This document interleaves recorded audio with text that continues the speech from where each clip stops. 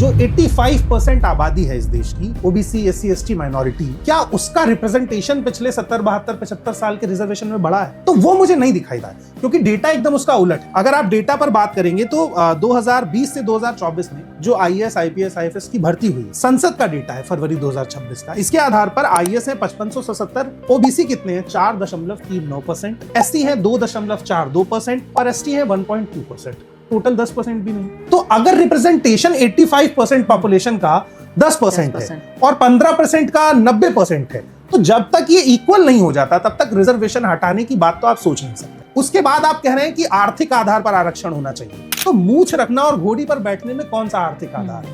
मूछ तो एक गरीब आदमी के भी आती है और अमीर आदमी के भी आती है। तो उस मूछ में ऐसा कौन सा प्राइड है कि आप मूछ नहीं रखने देते एससी एसटी समाज के लोगों को, आप घोड़ी पर नहीं बैठने देते? तो इससे समझ में आता है ना कि it's not just a economical factor, इसके पीछे बहुत बड़ा प्रिविलेज जुड़ा है। एक गरीब आदमी भी पंडित जी है और एक अमीर आदमी भी यादव और चमार होने के बाद जी शब्द का हकदार नहीं। लालू है, लालू जी भी नहीं, हाँ, लालू प्रसाद यादव भी नहीं, लालू क्यों है? क्योंकि यही डिफरेंस दिखाता है। अगर कोई शेड्यूल कास्ट का है और वो क्रिमिनल है तो वो गैंगस्टर है, और कोई सवर्ण कास्ट से है तो वो बाहुबली है। ये डिफरेंस क्यों है? 60 साल उस आबादी को ये समझने में लगा कि ये कोई चीज मेरे लिए बनी है जिसका फायदा मैं उठा सकता हूँ।